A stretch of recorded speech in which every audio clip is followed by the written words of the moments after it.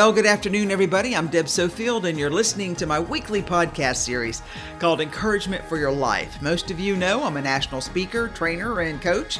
I like to say I help people find their voice and learn to use it. I'm also a conference speaker on the topics of public speaking, presentation skills, how to deal with the media, and crisis communication. I've got a number of other presentations on my website if you'd like to check those out.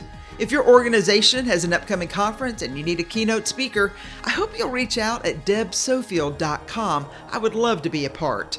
I've got a number of great books on the market. My best-selling book, Speak Without Fear. My book, Perfecting Your Platform. Both of those are on Amazon and Audible if you like to listen to books. And my series, Encouragement for Your Life, which is a compilation of these podcasts, they're available on Amazon, volumes 1 through 3. Just go into Amazon, type in my name, Deb Sofield, all my books will appear. I've got a great show today, and I have to admit it is one of my pet peeves, but I thought I would share it with you. And my title is, I don't know a single successful person who... stay with me, I'll tell you in just a second. Okay, so I'll end the suspense. Friends, I don't know a single successful person who leaves their shopping cart in the middle of a parking lot. Okay, I freely admit I'm probably in that 2% of people who love to go grocery shopping. I always have a list, but I like to wander the aisles to see what else is new in the market. It's not that I really have to buy anything. I am fascinated by packaging, current must-have mineral waters, berry teas, live lobsters in a tank with little rubber bands on their finger-crushing claws. I do tend to shop everywhere because of my curiosity and my addiction to oddly flavored potato chips. I always get a cart just in case I feel the need to buy something. But one thing I always try to do is park my cart in the shopping cart box holder in the parking lot. Why? Well, for practical reasons, because it's a nuisance to have to drive around a row of shopping carts to get into a parking space. And for personal reasons, it's just who I am, someone who likes to finish the job. One place you never have to worry about the shopping cart is Aldi, because you pay 25 cents for your cart and you get your quarter back when you return it. Brilliant, Aldi, good job. Problem solved, it's a beautiful thing. When I saw the quote that I'm using today, it just struck me as a dividing line, but I'll let you decide on what side of the line you're on. Here is what it means to me. I have been in business for over 40 years, and in that time, the lessons I've learned have shaped me into the businesswoman that I am. Started in politics, working on campaigns, then I became a licensed auctioneer. I know you find that surprising. And then I tried real estate and then law school for about 3 weeks. And then sales with an ad agency. And then I looked around and it struck me that I was making everybody else wealthy off my ability. Honestly, that didn't make any sense to me. So I decided that I could and should create my own wealth. And with a friend, we started an ad agency. Over time, other opportunities presented themselves, and I chose to move on to open my own business without associates. I've never looked back. In those early years of business growth and hard-fought wisdom, I came to quickly realize that many of my actions were scrutinized by other jealous people. Which is fine, but to keep myself in check with who I strive to be, I realized that to win the respect of outsiders and to keep my honor, and frankly to live up to my own personal standards, I decided it would be best for me to go to the extra mile. So, I put the cart back in place every time. No one can honestly criticize you when you do the right thing. And if they do, it falls on deaf ears because it becomes painfully obvious that they're hiding their shortcomings by calling out your perceived mistakes. In the scheme of life, it's probably not a big deal where you leave the cart, whatever it may be in your own life. But friend, if you're leaving the cart in a place that will cause harm to others, or can be used against you as someone who does not complete the task, or if it becomes a pattern of willful neglect, be aware that others are watching and taking note of your negligence. Hey, I don't know a single successful person who leaves their shopping cart in the middle of a parking lot. I'm not sure who said that quote that I'm using today, but with all the shortcuts I see people trying to take in business and relationships or their personal lives, I just have to ask the blaring question of why? Does it seem easier to give a half-hearted response? You know, it never works out successfully that way, right? Does it no longer seem important? Really? You made a decision at one time to do the work, to be a supportive partner, to honor your code of conduct. Why did you abandon the idea or opportunity? Okay, so what I'm really asking you is this. Why did you dishonor yourself? Listen, I know it's a pain to return the cart, and maybe you're thinking I'm making a big deal over a small issue. Unless, of course, you've busted a taillight due to a cart accident.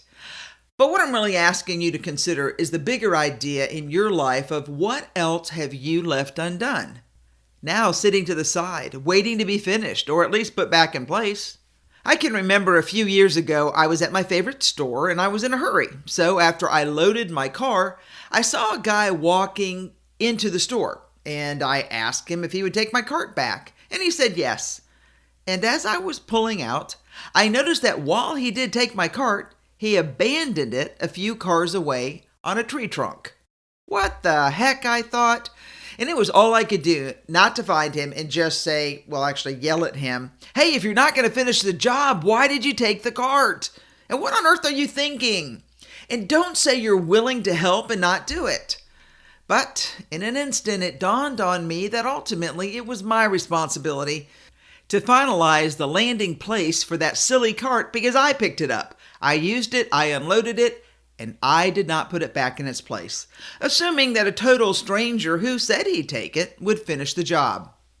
Guess what? I don't ask strangers anymore to take my cart back. If someone offers, then I give it to them, but only then, after I watch them put it back, will I leave the task unfinished. Yes, I sit in the car watching. I know that there's a lot of ways to show success in today's world, and many people have beaten the odds to become wildly successful. While that is to be admired, I'm pretty sure that along the way, many of these same people are the ones who let their word be their bond, showed up when they promised, and took care of themselves and those who are in their care. No doubt there are plenty of successful people who left the cart hooked up on a tree stump or on the side of the crossing lane and did not put it back in the holding pen.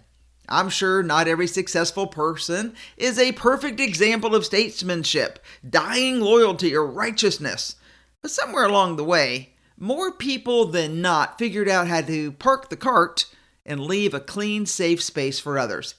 It's not hard to do. It just takes an extra minute if you do the right thing. And if you were to be honest with yourself, you actually have that extra minute. Everybody does. So today, my friend, you've got a choice. You can abandon the responsibilities that you have before you, leaving them for someone else to fix, or you can clean up and finish the job that you started. Listen, I know it's easy to say and seems so hard to do until you realize that you really do have the time. You're just choosing not to do the work.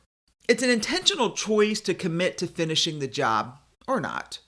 So before you willfully discard my advice, thinking that it's for someone else today, friend, stop and think about those who are left hanging because you bailed on your responsibility and you haven't made the right, honest, and true decision to complete the task before you. Friend, if you've left the cart in the middle of a parking lot, you're causing harm. And come on, you're better than that. I just know you are. I'm hoping that you're going to notice a pattern of many successful people who have figured out how to magnificently maneuver what they need to make life easier. And then, once they complete the task, they do the simple act of putting back in place the items that they used to make the transition quicker, easier, more efficient, so they can, with swiftness, catch the next cart of opportunity laden with prospects for a successful, happy, full, and fulfilled life. So friend, when you're tempted to wimp out and dump the cart, remember that Deb doesn't know a single successful person who leaves their shopping cart in the middle of the parking lot. And since you're a friend of Deb's, remember, park the cart. All right, every once in a while I have a personal issue that I just have to get off my chest. And today it was the shopping cart. And I know that it seems simple until, of course, it bangs into your car. And then you're thinking to yourself, I wish somebody had done their job. Okay. Hey, thanks for spending these few minutes with me to listen to Deb's personal pet peeve. And friend, I hope you'll join me next week. I'll come up with a different topic, but I want to continue our journey together as we work towards a better day. And remember, Deb doesn't care what the world says about you. I want you to know that I care about you, and I care about you because I believe you can do big things, and that means doing the little things that make you rock star amazing, the person that you are. And here's my promise, I will walk alongside you as we follow that dream together. All right, take care, everybody, and park the cart.